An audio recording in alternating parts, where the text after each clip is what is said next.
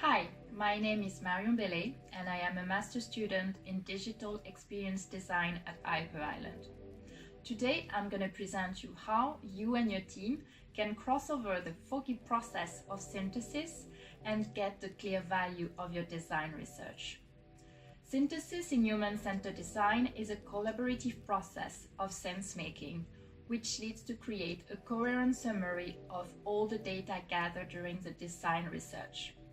Synthesis can be explained in 3 major steps, and in this video I will present you each one by explaining what it is about, why is it important, and I will give you some practical tips on how to do it with your team. So let's get started. Step 1. Get it out. This first step of design synthesis is about externalizing all the data gathered during your design research to make the content free to be moved and manipulated by the team.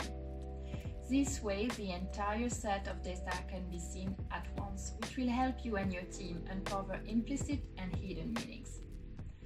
Frequently, designers keep the content of their research in their head or their laptop, which dramatically limits their ability to see the forest for the tree. They lose the faculty to understand the research in totality and are limited in their ability to freely manipulate and associate individual pieces of data. In human-centered design, the goal is to make the individual learnings group knowledge. One way of starting to make sense of your data is to share with your team the most inspiring stories you've heard from the people you're designing for. Think about user stories or experiences that have stuck with you. Stories which surprised you, made you curious, or verify or falsify your assumptions. As you listen to your teammates' stories, write down notes and observations on post-its. By the end of this step, you will have hundreds of post-it notes on the wall organized around each research activity. Tip 1. Decide how to write your post-it notes. Because of the complexity of comprehending so much data, you need to be organized. Choose a color code that makes sense with your research, like one color per type of research activities or users. Write one observation inside quote or idea per note and make sure that everyone can read them. Write concise and complete sentences which highlight an underlying behavior and associated motivation. If it is an interview, write the name of the person. Tip 2. Start downloading right after each activity. This process is best on the day of an interview or after a day in the field. Download while your experiences and perceptions are fresh. Tip 3. Share all your research. It's important to also share stories which falsify your previous assumptions, as you don't want to risk moving forward just confirming your own wishes without really paying attention to your users' core stories and needs. Don't forget to also share surveys and secondary research. Tip 4. Immerse yourself. For this step, you need to actively listen to other stories. Take no presumption and defer judgment. Step 2. Organize chaos. This step is about organizing all the data gathered to find patterns and themes. Organizing data around themes will help you and your team go from group knowledge to start building a common understanding of your users' needs. It is about reaching a consensus in your team about what are the most compelling insights or consistent problems the people you're designing for are facing. Gather your team around your post-its from previous steps and move the most compelling, common, and inspiring ones to a new board and sort them into categories until you review all the information. Tip 1. Don't be afraid to judge. For this step, you need to shift your mindset because now it is time for pruning and filtering. Not all the data identified in a discovery process is relevant. Tip 2. Be comfortable with ambiguity. If a node connects to multiple groups, duplicated, or abandon or rearrange already established groupings.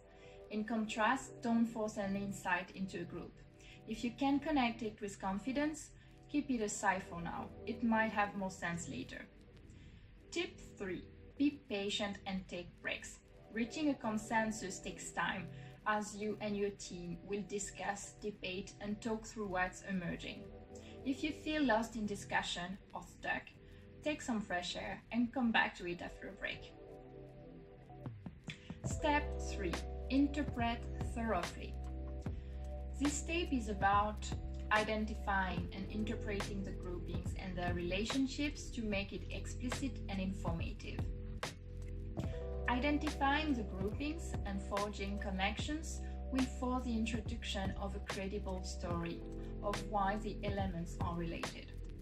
The goal is to gain a complete picture of your user's needs that can be clearly communicated to an audience and easily translated into opportunities for design. Take the groupings you identified previously and start by giving them names. Then, for each theme, create an insight statement which will transform a theme into what feels like a core insight of your research. Tip 1. Take some distance and be abstract. A good interpretation translates knowledge from the user into understanding. From fuzzy intuition to what is essential, it is less important to be accurate and more important to give some abstract and tangible form to the ideas. Understanding comes at the price of detail.